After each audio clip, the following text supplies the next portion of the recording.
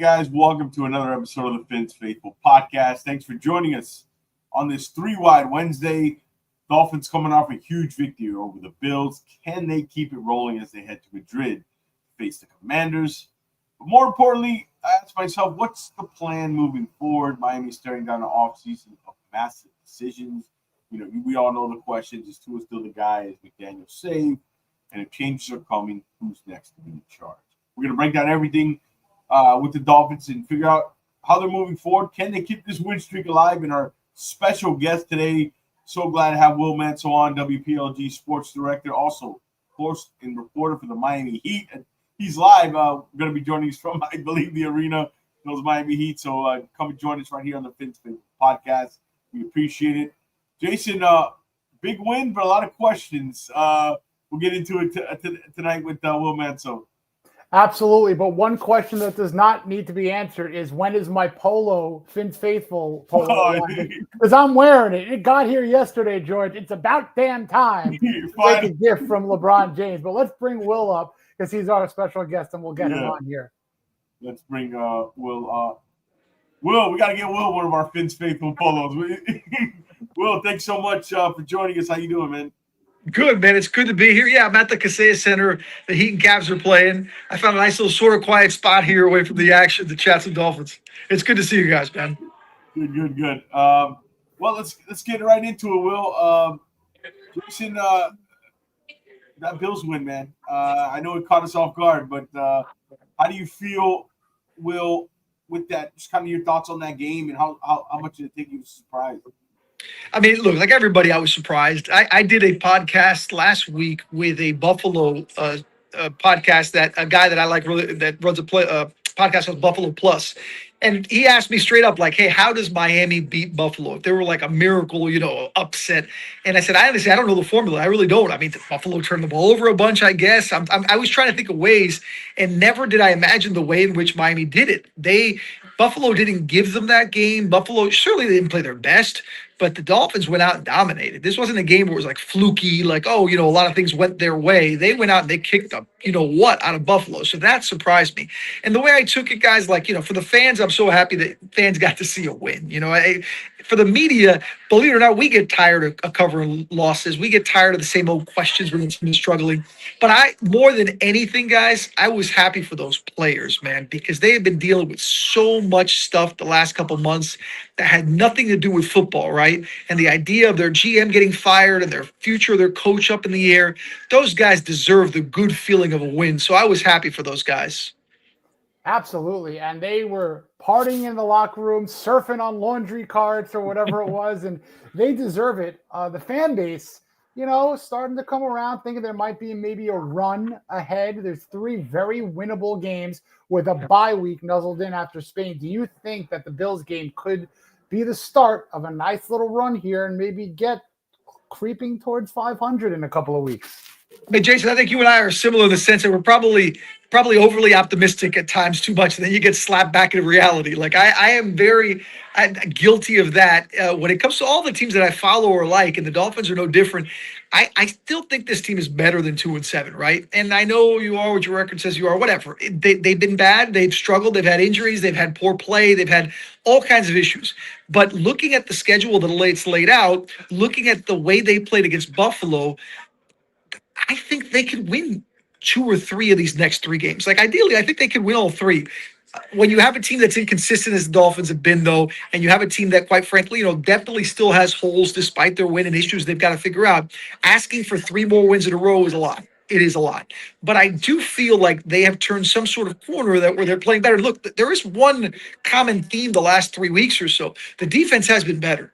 The defense is kind of finding its way under Anthony Weaver, which we all thought would kind of be that consistent thing, that it wasn't the case. Teams were running all over him. I mean, Rico Dowdle and the Dow kid and all these people, and the rookie in Cleveland. I think they're starting to play a little bit better now defensively. And if you can just keep Tua upright and find his guys, and Jalen Waddle's getting comfortable at number 1, and Devon Achane is having an all-pro type season, then yeah, there's no reason. I don't think it's overly optimistic to think that they don't have a chance to win these next 3 games. I mean, like we say, Jason, we've seen it before. It's kind of, they have the slow start, and all of a sudden it clicks. Yeah. the question is, why does it take so long, right? Well, Yeah. like, why does it take so long to start clicking? That's, you know, it could be preparation, it could be coaching, it could be a lot of things. But what do you stand on the whole? Because there are some fans that that sentiment. You hear it probably will in your show what you do. Hey, let's lose. Let's get the better draft pick. Yeah. Where do you stand on that? I say it's very hard. These guys are playing. Everybody's saying they're playing for Coach McDaniel. They're playing for their livelihood. This is their career. Their resumes. Our resumes are when we go on and do a show. Yours are when you're on Channel 10 or with the Heat. Theirs is on the field. Where do you stand about the whole winning losing kind of tank for draft picks kind of scenario? Well, a couple directions. Number one is, so the players will never tank. Players will never not try, because you just said it. This is their livelihood. And by the way, livelihoods where they can make millions and millions of dollars, that they're never going to have that opportunity again, unless you're Tom Brady or a superstar kind of like that you know you've got a broadcast career that you're going to get paid $20 million.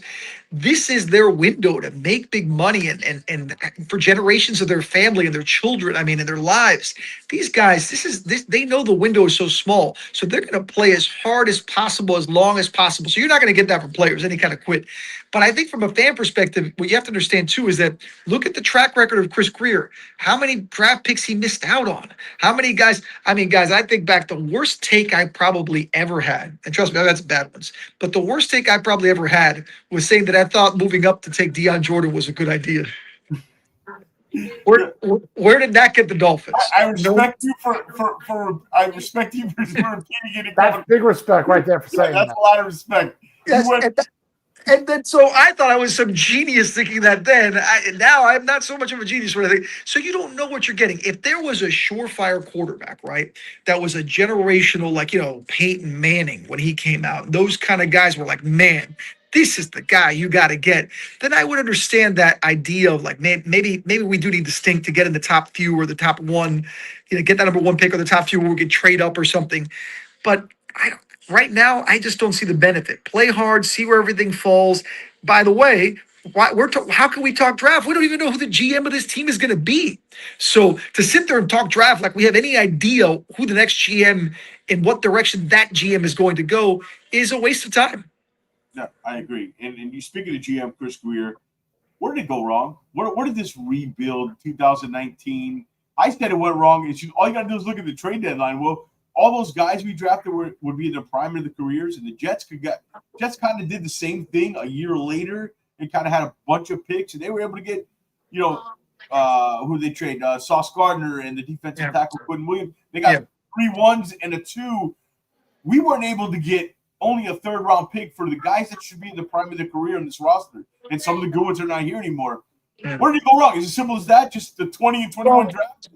I think the drafting obviously hurts. Look, taking the Cam Smiths and the Nolan Bignagli's and the guys that have, you know, that have been failures, you know, that have not worked out in the last few years, obviously is huge. But I think two guys, part of it is there's been kind of this half mentality with the Dolphins. Like, to me, you have to rebuild. If you're going to rebuild, you got to rebuild. And the Dolphins have been caught in the middle. In Tua's early years, where he was playing well and he was, more importantly, playing at a low rookie contract salary, the Dolphins were trying to fill spots and, okay, draft. I want to draft well, but then let's spend money on free agents. And it didn't go well. Chris Greer went out and he tried to make all these moves. It was almost like, okay, what direction are you going? Are you rebuilding? Wait, are you going to sign free agents? Are you going to make big trades? It's almost like Chris Greer tried to do it all at once, right? The 3 or 4 different ways to build a team instead of just going with one way to build a team.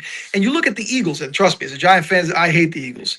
But the way they built that team in a couple of years, you look at what's going on in New England, where they identified their quarterback and head coach, and now they seem to be rebuilding things. You have to have a vision. So when you ask me, like, what went wrong with Chris Greer, I don't think he ever had a defined vision. I think he was just kind of throwing things at the wall, see what would stick. And more often than not, it didn't stick. Yeah. And I know, Jason, you want to go. I just want to comment on that. I thought, and I said it, and I got criticized. I thought it went wrong when they did the Tyreek stuff. I thought, if you're going to go full in on draft picks, keep it going. I thought they quit on going young and building draft picks, and then they started just trading for Tyreek. And we thought they were going. That's the thing, though. Yeah. It looked like it was going. So you, as a fan, as media, whatever you want to say, you're looking and say, okay, I see the vision, and then you're like, wait, what? The vision's going that way. What the hell just happened? I don't understand. I thought you were doing this. Now you're doing that. You know. And then, by the way, in the middle of all that, they had to give Tua the big money, which all of a sudden takes up a chunk of your salary cap when you're paying your quarterback a franchise quarterback number. And their owner cost you a bunch of draft picks. That didn't help either. That's a whole other can of worms. But, middle of the season, usually, obviously, you see coaches get fired. The general manager being fired, Chris Grier being fired before, I'm not saying it's going to happen, but him being let go. How surprising was that to you, covering football as long as you have? And, what were your thoughts that, wow, GM is getting fired before any coach is getting fired? Well, I think we all agreed. I think any Dolphin fan, anybody that covers the team, anybody that follows the team knew that the move to make had to be to start at the top and fire Chris Grier. And, I've said it over and over, you never want to see somebody lose their job. But in this business, in this line of work, you have a very small window to succeed. And Chris Grier got afforded much bigger than a small window. He had a long time to figure this out. He didn't. Was I surprised at the timing? Yes. I always said that I think at the end of the year, they're going to announce that they parted ways and that they're going to move on. And Chris is, we wish him luck. We've done so great for us. Chris is going to look at other opportunities, blah, blah, blah. I didn't think it would be in the middle of the season. So I have to admit, I didn't think it'd be that. I also didn't think they'd fire Mike McDaniel. So I thought they were going to stay with the status quo through the end of the year and then just clean house. But I will say this, guys, starting at the top is the way to go. Firing Mike McDaniel midseason, but keeping Chris Grier would have been a huge mistake. And more than anything, I think it would have been a signal to fans that we're going through half measures still, where when you fire the general manager, it's not a half measure. Sure, they could have fired Mike McDaniel, but I think it keeps a little stability with Mike the rest of the way. Make sure guys are invested in it, involved in the system and what Mike has preached, and see how it goes, But it doesn't really matter in the end, right? Because whoever that new GM is going to be should have authority to figure out the direction of this team, and that includes who the next head coach is going to be, whether it's Mike McDaniel or someone else. Yeah, absolutely. And that leads me to my next question. By the way, we're here with Will Manso. He's live at the Kaseya Center covering a team that is much different questions and all positive with the Miami Heat. So far. 53-40, yeah, so far. Thanks for the update, by the way, because I don't have a scoreboard here, so I'm just like, I hear cheers and moans. So 53-48, they're up 4:33 left in the second quarter. So it looks like the Cavs got a lot of guys who are not playing tonight. Yeah, they have. But yeah, so guys, make sure you hit that like button, subscribe, get all those little bell, little thumbs up, help support the channel. You mentioned Mike. Do you think Mike survives this? Honestly, because I'm still wondering why he survived this. Yeah. Right? If your gut feeling on Mike, does he survive it after the season? I don't think he does, but here's why I think he could, because Stephen Ross does really like him. And it's no secret. I mean, when he was hired, he envisioned him a young coach who could be here for a long time, and you would go through the growing pains. And look, it's almost like it happened in reverse, though. Mike didn't really have growing pains. If anything, they started up. They started making the playoffs back-to-back years, and everybody talks about the 70-point game and the innovative offense. Then he's taken a step back. I think in Stephen Ross's mind, it's almost like if they would have taken a step back early, right? And he struggled early the first year or two, but then turned it on, we wouldn't be having this discussion. We would be saying, hey, he's doing a great job. He's leading this team to the playoffs back-to-back years now. But it happened in an inverted way, where he's had success early. I think Stephen Ross's point of view is, I still believe in this guy. I still think I got to give him a chance to fix things. The problem is we've seen a lot of cracks. We've seen a lot of cracks and a lot of issues and a lot of things that point to him not being the right guy for this job. So do I think he should have been fired? I understand why he wasn't, because I think, again, starting at the top was the way to go. Do I think he survives this? No, guys, I don't. And I could be wrong because of what I just said about Stephen Ross. But I have a feeling that, they're going to lose some games the rest of the way. I don't know how many, but when it's all said and done and this isn't a playoff team, I think the new GM's going to look and say, we have to go in another direction. And by the way, that other direction is likely not going to include Tua Tagovailoa for the long term either. So there are a lot of question marks with this team moving forward. You mentioned it because, what's funny, because I thought, Ross publicly is supporting, Mike, and he loves him. He wants him to be here. He wants him to work out. And I thought, well, the trade deadline, we were like 4 hours on the trade deadline. I thought, okay, they're going to move off a bunch of players. That's the thing. His actions are not telling us that. His actions are telling us that if you trade, I don't know, Mika Fitzpatrick and Chubb, you're not going to be as good. But then when it kind of all didn't happen, I thought, ooh. And then I'm thinking, and I learned he was part of the committee of who they're trading and who they're not, making those decisions. I had to rethink this whole thing. So, yeah, it's interesting. Mike, that's going to be one of the more interesting things I was for sure he was gone, but I'm like you, Will. I was for sure he was going to go, but I'm kind of rethinking a little bit, Jason. It's not as crazy as what it sounded a month ago, right? It's not as crazy as it would have sounded. I was a month straight where I was just waiting for my phone to ring and get the call that he got fired. Now it's like, he's going to survive this season, and there is a chance he could survive into next season. So with that said, Champ Kelly comes in kind of right now, the interim. Do you think there's a chance that he is going to stay and be named the full-time general manager here? Oh, absolutely. I think there's, I would say, a 50-50 shot. I would, because Stephen Ross holds him in that high regard. And I told everybody about Champ Kelly. I don't know Champ Kelly well. I've had a chance to really talk to him or get to know him. I obviously know his resume. I do know this. He's a young guy. He's only, I think, 45 years old. He's been on some teams. He's gotten some valuable experience, and he came here to Miami with the idea of being a real important piece of this front office. And what's more important than your general manager? And now there's a void at general manager. So I think he'll get every opportunity to lay down his vision. I think he'll get opportunity to show what his plan is to Stephen Ross, and whether that includes Mike McDaniel or whether it's based on draft picks or trading guys away. But guys, I do think there's a very good possibility. And there's another thing too. We talk whenever a coach gets fired, right? The Giants are dealing now with Brian Dable, and you guys know I'm a Giants fan. 100 names get sent, right? Well, this guy and this guy and this guy. And then, is it a retread? Is it a former coach? Is it a college coach? Is it an assistant coach? When it comes to general managers, the list is very short. Like, there aren't 20 candidates out there that are going to blow your mind as a general manager. It's hard to find an experienced, good general manager. So if you've got one under you that's got an experience, remember, he was an interim GM in Oakland, or I should say with the Raiders, you got an experienced guy there. I think it makes sense if they like him to give him that full-time role. So it wouldn't shock me at all. Yeah, that's interesting.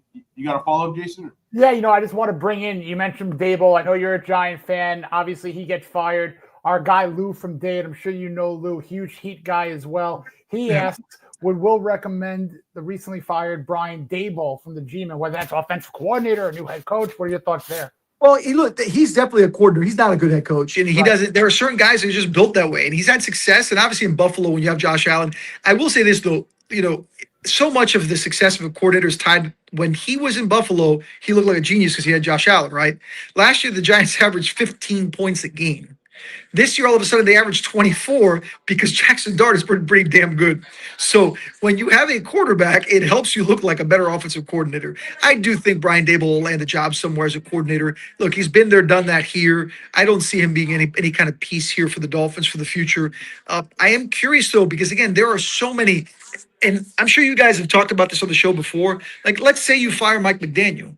Okay, who's at the top of the list? And I know you got to get a GM first, but are you going to go the old veteran route? Are you going to try to get like a Mike McCarthy? Are you like the CEO type? Are you going to try to get a young hot shot, offensive coordinator like this Clint Kubiak guy in Seattle that's all of a sudden a hot name? Are you going to go a college route? Are you going to make the call and try to get Lane Kiffin back to the NFL? I mean, there are so many ways to go. And there is no exact way to do it. It worked this offseason. The Bears look great with Ben Johnson, right? The Bears look like a much improved team and a much improved offense. And Caleb Williams is looking like the guy he was supposed to be. But that doesn't always work that way. Yeah, it's funny. Here's the point I make about Champ Kelly. I go back to remember that Will and Jason, the Dennis Hickey, and that was the best choice they had. I think Champ is the best choice only if you're keeping McDaniel. If you're keeping McDaniel, makes sense. Champ's probably because he's a legit. You said he's young. Well, he's a legitimate candidate. He's 100%. Yeah, he's got the resume. He's got the resume. And I remember when we signed him, I got a DM from somebody telling me, "Hey, keep your eye on this guy. They like him in the building. If something happens with Greer, this is the guy that kind of take over." So natural slide right in. Absolutely. So that's what I'm thinking is if they keep McDaniel, he's probably your best choice. But for me, I'm doing a complete reset. You know what I mean? I'm putting the bomb in the office and completely getting it out of there because I think if you're going to get off to, we'll talk. And then my next question is to and McDaniel, you can get even a better candidate. And I think that let's not waste any more years. Like Bill Zito, Adrian, Bill Zito, yeah, that's the. I mean, look to your point. Somebody asked me the other day. I think it was here. Was at the game on Saturday. Somebody said, "Man, what?" And this is before they beat Buffalo. Obviously, it was on Saturday. They said, "What the heck is wrong with the Dolphins? Like, what? Why is it that this team, for the last decade plus, 2 decades, can't get out of its own way and is so mediocre?" And I said, "Guys, look at what is it now? 13, I think, of the last 15 years. Their starting quarterback has either been Ryan Tannehill or Tua Tagovailoa. Those guys are both solid NFL quarterbacks. Both have had success in the league.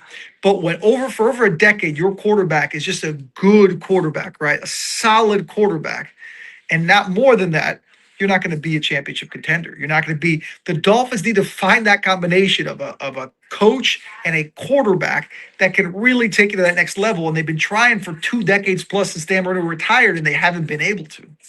Yeah, and speaking of Tua, what would be your plan for Tua? Because you mentioned 15 years of quarterback, where probably we only needed 4 or 5 years in total, and we already knew the answer, right? Yep. So, what's your plan? What would your plan be for Tua?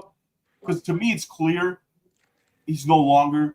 I don't think in that building they look at him as the future anymore. What would be your plan when it comes to Tua? Well, look, financially, we all know the commitment that they have of over $50 million and the cap hit that it takes next year. I think Tua is going to be the starting quarterback next year for the Dolphins. I think just with the contractual obligations and the likelihood of even if they make a switch and take a first-round quarterback, that quarterback's not going to start right away. Like, you ideally would love that, right? But that's not the way it works normally. I would think Tua's plan is he's going to be a bridge quarterback. I think he's going to continue to fill out this season. Will we see Quinn Ewers later in the year if the team struggles? Sure, there's a possibility. Mike didn't discount that. He said he didn't want to talk about it. He didn't want to think about it, but he certainly wouldn't discount the possibility. I don't think the Dolphins quarterback of the future is on this roster, though. I think we could all agree. I don't think it's Tua despite his contract. I don't think it's Quinn Ewers, and I certainly don't think it's Zach Wilson. I think the Dolphins' next quarterback they have to find in this upcoming draft or the draft after that. They're going to have to at some point invest early again in a quarterback and have that new GM identify the QB they want for the future. I don't think it's Tua, guys. As simple as that. I think he'll be one more year bridge quarterback, starting quarterback until whoever is ready, and then you move on. So with that said, Tua is now in Spain with the rest of the Dolphins getting ready for the Commanders. Speaking some Spanish. I heard him speaking Spanish today. Oh, how'd he do? Was it anything Mike McDaniel? I was disappointed. Wait, Will, is it better than Jaime's? Because I was disappointed in Jaime, man. Jaime always disappoints with his Spanish. The funny thing is, last year, at the end of the season, I was in Cleveland after one of the losses, and some reporter started asking something in Spanish. He looked at me, he goes, "What is he saying?" I'm thinking to myself, wait a minute, right? Why am I the token Hispanic that has to tell you what to know? So, yeah, I was a little disappointed in Tua because he was saying buenos dias, ¿cómo está? And he said that's all he knows. I'm like, Tua, you've been in Miami for 6 years. You better know more Spanish than buenos dias and ¿cómo estás? So, I mean, Mike had it. ¿Qué tal? Mike came out with it. Mike had 2 for 2 in international games speaking the language. He did that in Germany, too. He had Guten Tag, whatever. He did. He's playing to the crowd in Madrid. No, they're having fun over there. It's good to see those guys. And again, it's so nice to have to travel across the ocean like that and go over there and play. Coming off a win like that, those guys are feeling good. So let's talk about the game. The Commanders actually have a really lousy defense. They are one of the worst defenses statistically in the league. Most passing yards, second most points allowed, most first downs allowed. The list goes on and on. So what are your thoughts about this game? Do the Dolphins continue this momentum? They are banged up. No Jaden Daniels, no Terry McLaurin. I believe Deron Payne's going to be suspended. He is, yeah. Okay. So, and the rumor is that Dan Quinn's going to be taking the reins on the defense. So how do you see this game unfolding? Well, look, like we talked about earlier, you can never just trust the Dolphins because if there's one thing this team has proven to be consistent at, it's being inconsistent. So it wouldn't shock any of us, and I don't think it would shock any Dolphin fan watching now or anybody that watches this later, that this team comes out flat and loses, meaning the Dolphins, because that's just the way things have been. But on paper, this looks like a matchup that's very favorable because of the things you just mentioned, Jason. I mean, this is a defense that has struggled. It's a defense that has injuries. You're missing Jaden Daniels is a special talent, man. I hope that kid stays healthy because even though I'm a Giants fan, I'm supposed to hate the Commanders. I love watching great football players, and I think he's a great football player and a great talent for the league. He's got to stay upright. He's got to stay healthy. But you're not going to face him this week. Marcus Mariota can move around. He can beat you with his legs. He's shown some things, but they don't have a lot of playmakers right now on offense. Their running game is suspect. It's okay. You have Jalen Waddle, who's been playing like a number 1 receiver since Tyreek went down. You've got Devon Achane, that outside of Jonathan Taylor, there are very few running backs playing better all around than Devon. And you've got Tua, who, again, is when he gets time and he's himself in the flow of the offense, he can make plays. So I look at this, and like we referenced earlier, the defense is playing better. I look at this as an opportunity for the Dolphins to go out there and win this game soundly, like control the game. Now, I'm not talking soundly like by 3 touchdowns, but to go out and really control the style they want to play and find a way to win this game. Yeah, and I agree. I want to go back to a point you made about too, because you talked about, hey, the local kid, didn't he go to Mendoza, the Cuban missile? Yeah. That's a narrative and storyline a lot of us would like down here. Yeah. But you mentioned Tua being the bridge quarterback, and I originally thought that. And I thought I'm at the point, Will, and maybe I might be the minority, is just take the cap hit this year. You want to be bad next year again. You're Possibility. You're going to be. I don't know if Tua can play the Alex Smith role. Would you be comfortable with the high draft pick and Tua? Isn't he a little bit too much of a distraction? What would be your thoughts on that quickly? I mean, I think the reality is that if there's longer Tua stays, he's going to be a distraction. But to your point, it's hard for a new GM to come in and even if it's Champ who's been here and take that kind of cap hit. Like that's a really big. Now you have to convince your boss and Stephen Ross that it's going. And another thing we haven't mentioned, guys, Stephen Ross is 85 years old, man. Yeah.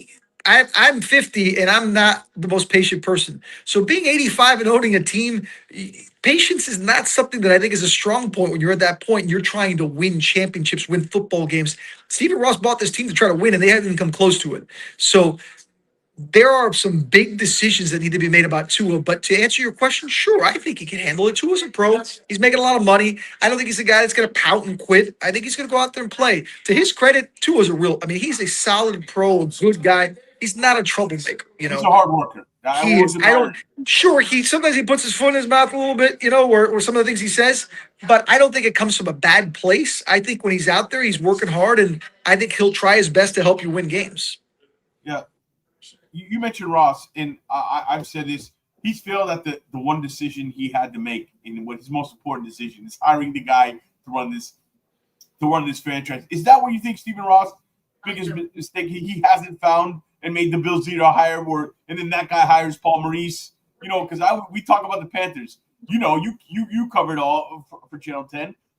When they went to that playoffs, they were scoring the highest scoring team in the league, and they were out in the second round. What did he do? Fire the coach, trade Huberdeau. That's when you have the right guy.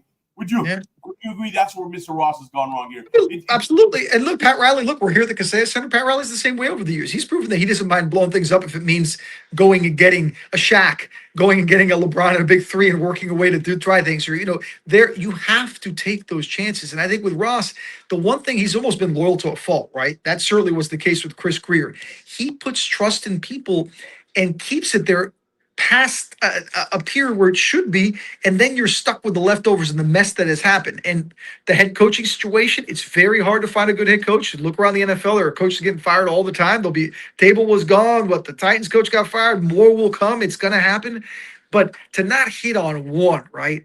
To not get one right in all these years is hard to explain, man. It's really hard to explain.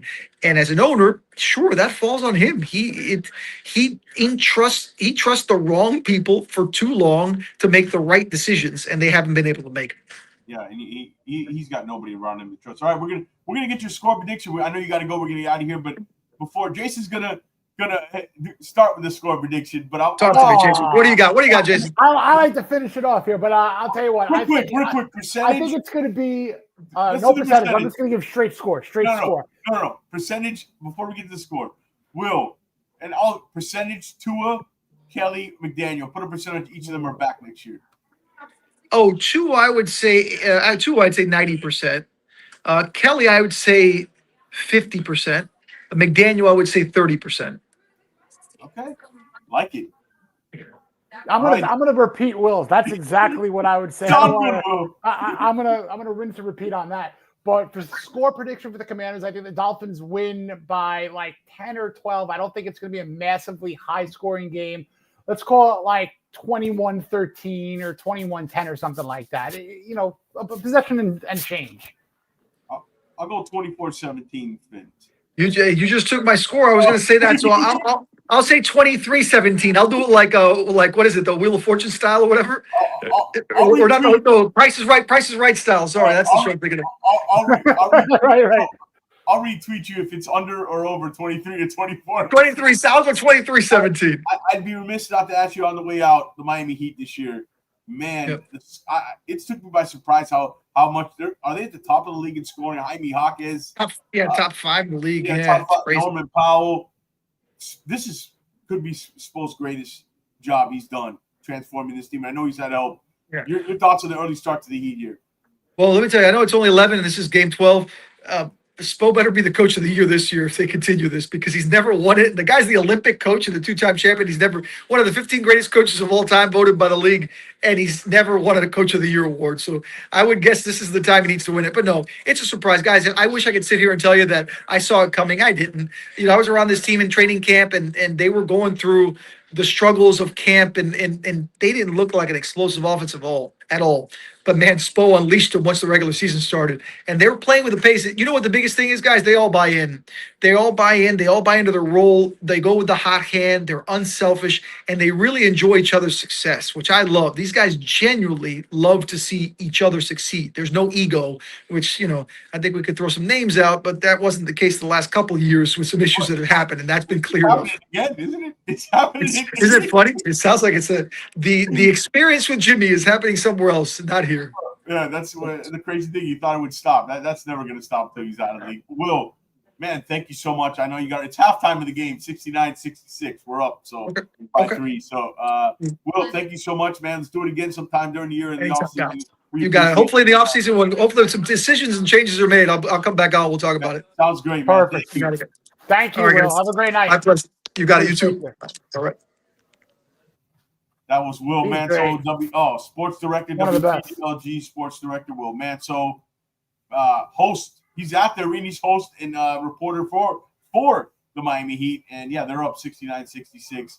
I see some funny comments in the chat. Nice follow, Jason. And once again, to cross over to some Miami Heat basketball, it's about damn time. My God, check's been in the mail. Lou's got 27. Oh, Sammy with this 100, 100, 100. Enough, Sammy. He's gonna rub that in because I said there's no chance that one of them is not coming back. I'm not. You know my feeling about percentages. Yeah, well, Finn Spin. Listening to it seems like the tightrope ankle surgery or what sapped him over his over the hip stuff. Maybe he can get that corrected this offseason now that he pinpointed it and gets his mojo back. Lou, shout out to Lou. Hero has been out for the whole year. Rookie hasn't played. Yeah, I'm looking forward to see Cass play. Norman Powell is balling. Great interview. Will is a true class act. Even a nicer person behind the scenes. And if you can tell, guys, I'm dealing with some sort of cold, so I'm fighting through it. This is my flu game. Me and Jason, we finally got the hats in the back. Don't worry, the hat's in the back over there. But let's get into some other Dolphin news that happened. I think it's important. I think this is kind of went under the radar a little bit, but that is they made 2 other firings or let go. I don't know how you want to call it. That's personnel guys in the personnel, big names in the personnel department. Adam Ingroff and Anthony Hunt. Even though they're both still listed on the team website, but look, Hunt's been there. You thought Greer's been there a long time. Hunt's been there since '94. Ingroff has been employed by the Dolphins since '99. They're kind of the roles that kind of looked into it. Ingroff, specifically, Jason, is headed the scouting department, which to me is the most important. We'll talk about it. He worked closely, with the evaluation of the college guys, more of the draft stuff. Ingroff, Hunt kind of worked closely with Greer more on the roster building stuff. Another issue, free agents, trades, waiver claims, practice, all that kind of stuff. Both guys have been staples of this organization. And I think it's as big as Greer letting go, it's these guys letting go the direction. Either that's Chap Kelly putting his early imprints and wants to bring his own guys. But I just want to say this, Jason. This is still a talent acquisition business. And for the past 25 plus years, the process just has not been good enough, right? I think the whole personnel department needs to clean down. It looks like that's where they're going. But the thing is always what I said is the pockets of hope, because there's never a sustained foundation on the roster, never built right. And that goes beyond Greer, right? That's the whole scouting department. They need fresh voices, fresh ideas, just fresh thoughts and how you look at players. And the game's changed since these guys came in the league. I think it's huge, Jason. Your thoughts on these two guys and what it might mean going forward? Well, what it means going forward is that whoever it is at GM, whether it's Champ Kelly or a brand new person, that person has to do a complete and utter rehiring process, because the last 2+ decades, you're seeing problems that scouting departments. It's not just the draft. You're bringing in players that you're signing from other teams that are constantly getting hurt quickly, or they're not working out. There have been some hits. You look at a Jordan Brooks, that's phenomenal. But for every Jordan Brooks, there's a situation that doesn't quite pan out, and you're wondering why they wasted the money to sign him. Like a Shaq Barrett. Why are you signing Shaq Barrett when he doesn't play it down, he retires? Why are you bringing in a Bernard McKinney who doesn't even do anything for you at all? You bring in a Dan Feeney, then you trade him away. It just did not work out from anything that these guys collectively were trying to do. It's like if a business is not turning a profit year after year and you're keeping their CFO, controller, accountant, you got to get rid of the entire department led by a brand new CFO if you want your company to make money. So if you want your football team to win games, be successful, to retain players, to draft the right players, you need a brand new leader at the top of the personnel in the front office to hire someone to do the scouting, to hire someone to do the deputy scouting, to be all right, I'm going to hire someone who's going to hit this region in college. I'm going to hire someone who's going to be this responsibility, because other than talent acquisition and player acquisition, this is a relationship business too, which give Greer a little bit of flowers when due. That's where he did have his strength, with the relationships that he made deals with. You look at like the 6 or 7 teams that he's consistently done business with, Philly, Houston, Denver, San Francisco. Like, he's had those built up relationships. So you're hoping that a guy can come in, make the right draft picks, that department, make the right acquisitions, make the right signings. And for the love of all things holy, when you have a hit, keep the hit. And what I mean by that is all the players that were good draft picks who they let go out the door. One guy who you cannot let go out the door is Devon Achane. And a couple of weeks ago, I was kind of biting my tongue when everyone's like, you can't trade him. I was wondering if Achane was going to be someone who would want to sign a second contract with the Dolphins. Absolutely, I would say that he would. Now, I mean, knowing that this is a new scenario, you cannot lowball. Or you cannot go, well, I'll just find another running back. You can't just find another Devon Achane right now. Sure, you could find another running back, but this is a dual threat, legitimate weapon who, as Will said, is having an all-pro season. If you look at what he's doing in between the tackles after contact, it's second to Jonathan Taylor. Jonathan Taylor is an absolute horse of a running back. Devon Achane is built entirely different, and he does it differently, and he's even a wide receiver hybrid more so than just a running back. So again, retain your hits and make sure you get ahead of a contract year, meaning that before he gets to being a free agent, keep these guys home by sliding an extension under their eyes when they still have a year left on their contract. Keep them in town. Yeah, and we'll get to any questions you have in the chat. Please throw them our way. But let's get some more likes in this video, guys. We got over 115 here. Let's hit that thumbs up. Also, turn your notification bell on so you don't miss when we go live, and hit that little subscribe. Also, it really means a lot to us and helps support the channel. But you mentioned Achane. I was looking, and I mentioned on our show, was it our post-game show? I said 4 for 48. And then I look back, that's what James Cook got. I know Bobby from the Dive Bar said $15 million a year. Do you think 4 for 48? That, and another thing, at that position is that the value of the price is down. You're going to get a playmaker. A receiver, you got to play. How much you have to pay a receiver now? 20, 25, $30 million. You're getting a playmaker because his position is running back. 4 for 48, Jason? I'll sign that right now. Tell you the truth, if I was the guy signing the checks or if I was the guy giving the sign off on what to do, I would say play it safe, move it to 50.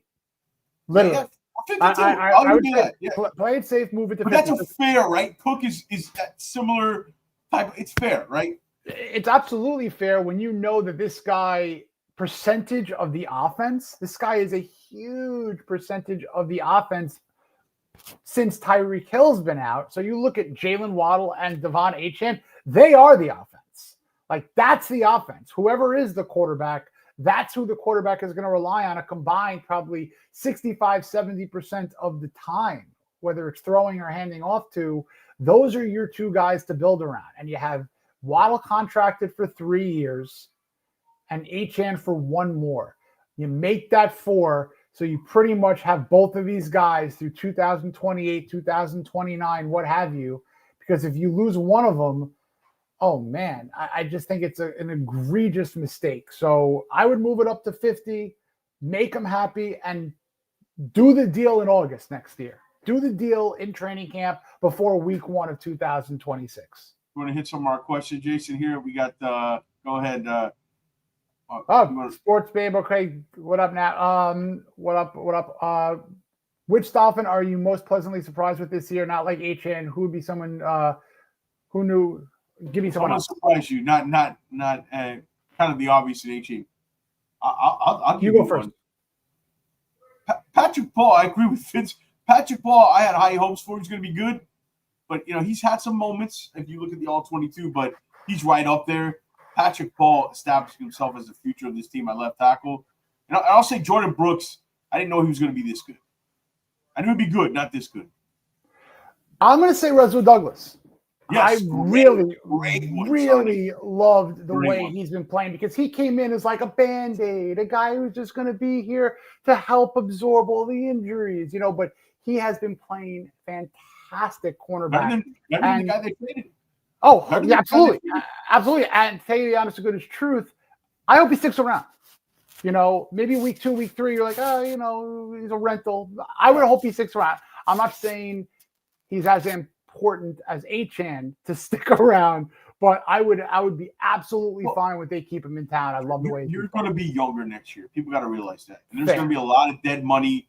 It's hard to fill. You can't fill. Think about when you look at a draft, you're not going to get more than 2 or 3 guys that really contribute.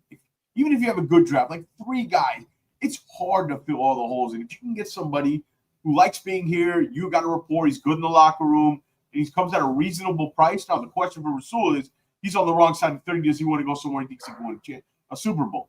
So that's another question. And that he's also close to retirement, and that's what Miami is. Yeah, so very good. Very good point. Very good. What means he's more already to him? established. Yeah. He's already established from What retirement. means more to him, right? Right. And that's the question: is players the number one? Here's what's funny, and fans got to realize: if you think the player's number one priority is winning, you're absolutely wrong. Jason, you agree with me on that? It's not. All winning. right. It's not winning. 9 times out of 10, it's all about the money. I mean, Will mentioned it, and everyone, I'm sure people understand this, but you got to really understand the average NFL career is like what, 3 to 5 years average. 4. So Probably 4, Yeah. So these guys, these kids have that amount of time to make lifetime money because when they hit 30, who knows what they're going to do? They can go coaching, they can do other business, they can go into broadcasting, but the earning power that they've worked their entire life for is 1 or 2 contracts. So yes, it's nice for someone who has already made tens of millions of dollars to say, I'm all about winning right now. But someone who has made good NFL money, they're going to take $6 million over $4.5 million every time. Yes, every time, unless you get an exception, like a guy's from That's that why place. it's 9 out of 10.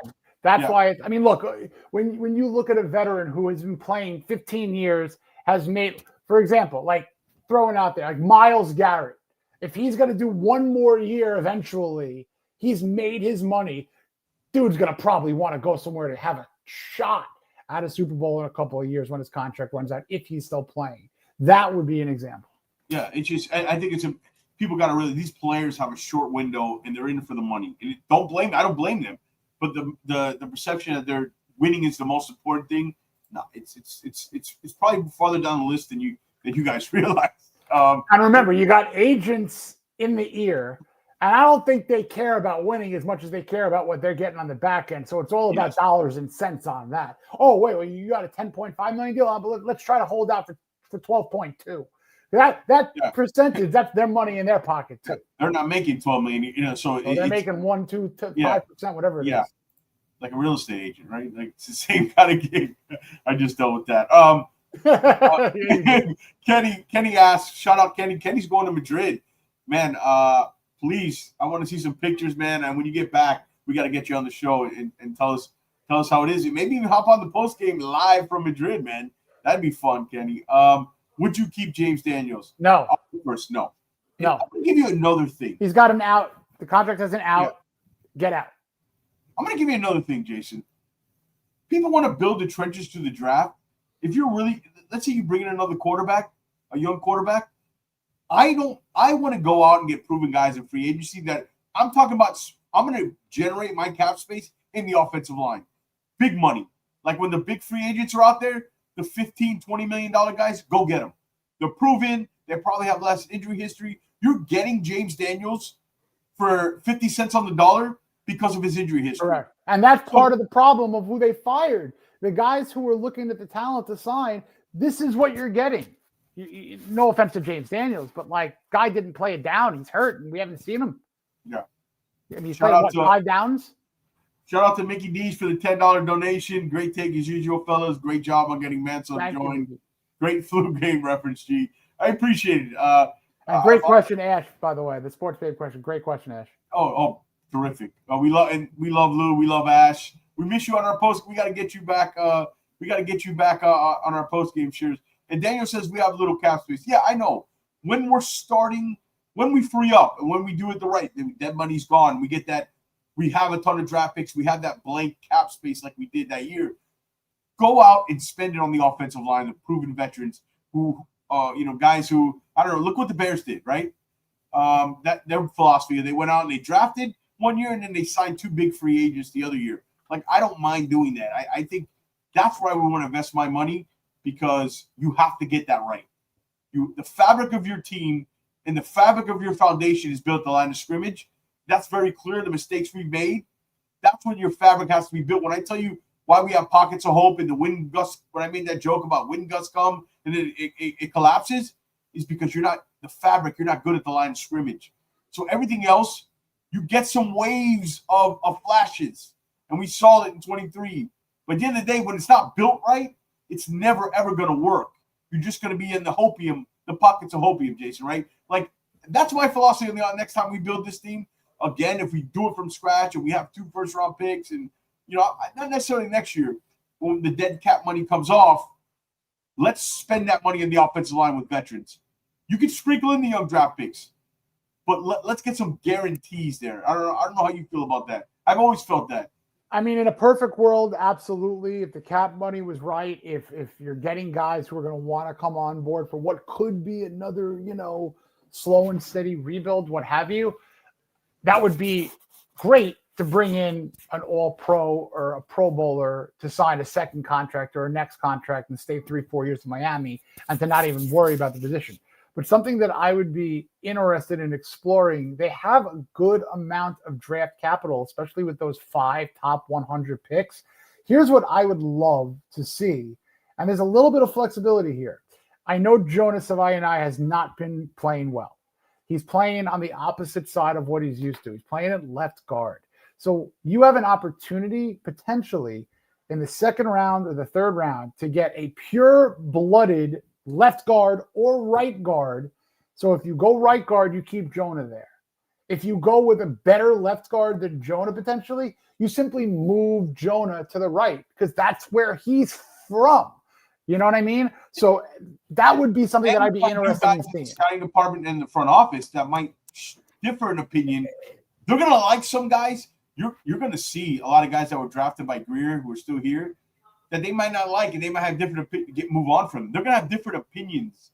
Whether it's Champ Kelly or not. Go ahead. No, it just reminds me, and it's almost like the Dolphins have been doing with the other firings.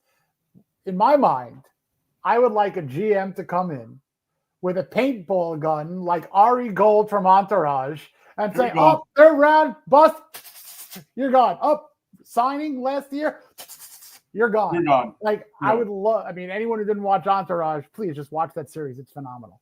But a new GM, a new scouting department has to make their stamp on this team. So if there's guys that just aren't in their, build, aren't in their mindset, and it was carryover from Greer, simply get rid of them. It's totally fine in my mind. No, I couldn't agree more. Shout out to everybody in the chat, the donos, guys. Hit that thumbs up. We had Will Manso on, WLPLG Sports Director, obviously host and reporter for the Miami Heat. What a wonderful guy. He was breaking it down. We're kind of going over the let goes in the front office too. I think those moves signal a lot as much as Greer, because those guys were behind the scenes. Because did Lou have a question? Lou had a question about who's kind of like scouting now, because here it is, Jason. So they're down to a GM and 2 talent evaluators. Who's doing the recon on potential prospects now? They got a bunch of various scouts. There's tons of regional scouts. There's guys that we don't even know their names of, but there's probably a dozen guys already in the department there. But again, when the season's over, there might be a brand new department in its entirety. And I do look, you're probably gonna have a carryover here or there. In any kind of corporate takeover, there might be a carryover, but the majority of the department should be brand new people. If you're going to bring in someone who had a department somewhere else and they want to bring in their guys and pluck from another organization, do it. Do it. Yeah, and I said that's the one. If you do nothing else, if you ask me what I want, McDaniel here and the coaching staff or the whole scout, I'm not talking about GM, because the GM's just look. You got to remember something. The GM's busy during the season. They're not looking at college guys until January, right, Jason? Like, they're not getting into.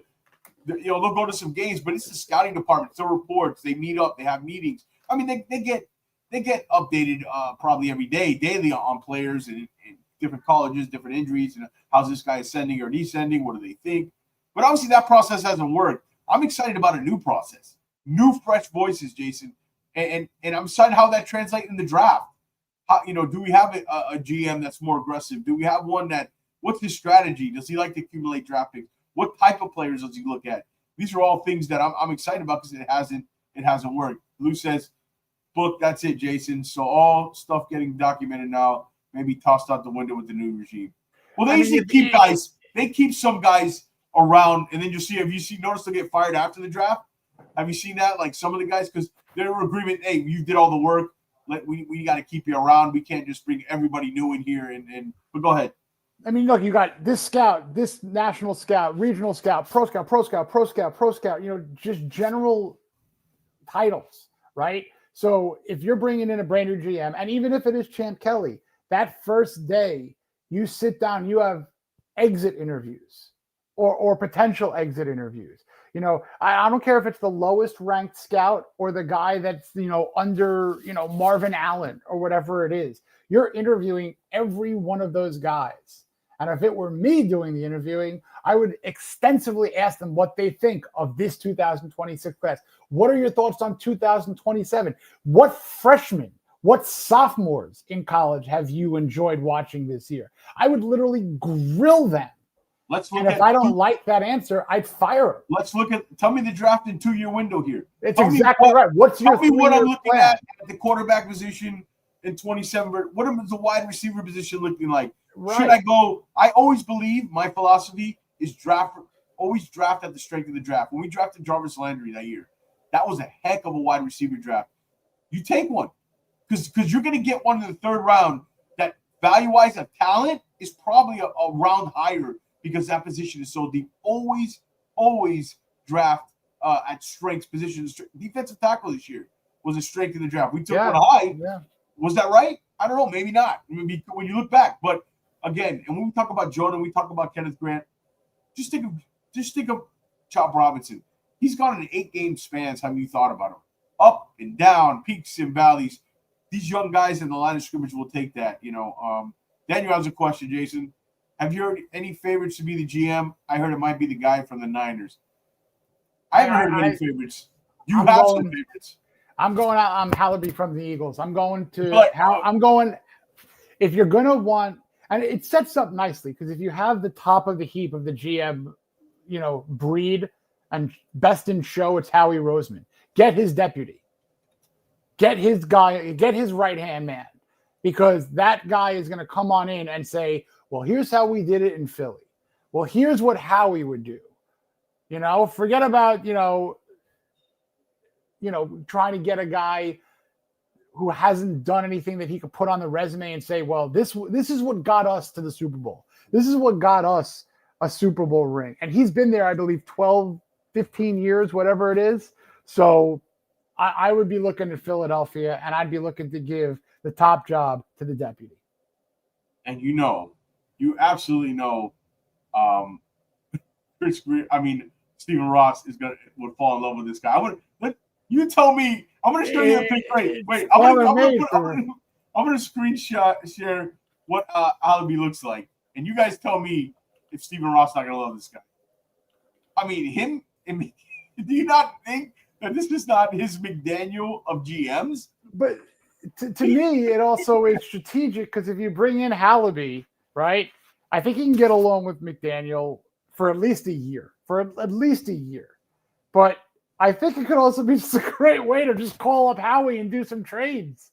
You know what I mean? It's like you have that tailor-made relationship out of conference, right? To call up the old boss and be like, all right, you want a player? I need a pick. You want a pick? I got a player for you. And I think it could.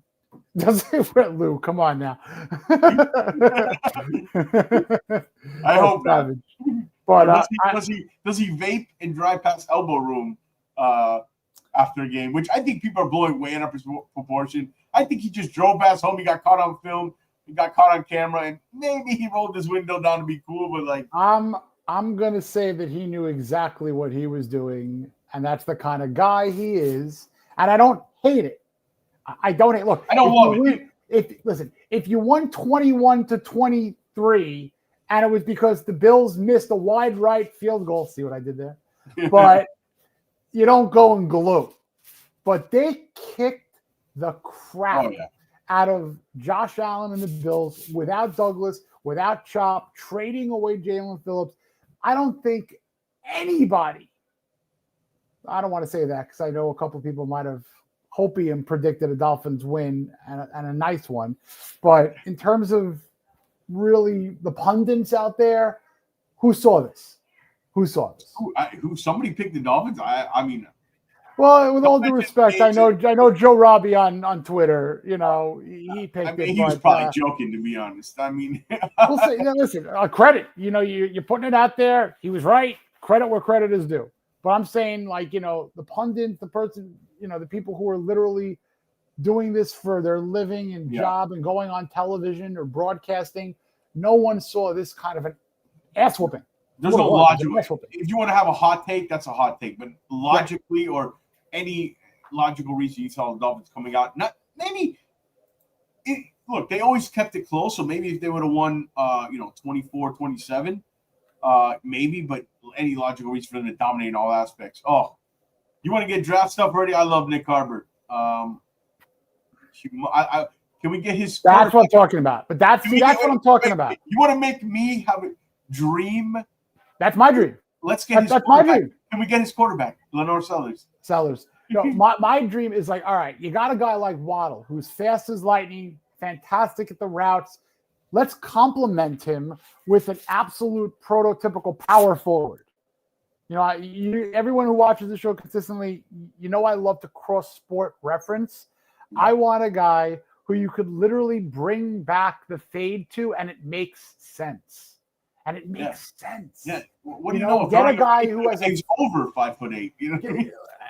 I have no problem with 5'8", 9, 10 receivers who are fast, but you can't have your entire wide receiving core and Nick Westbrook-Akine as your only guy who's above 6'1". You know what I mean?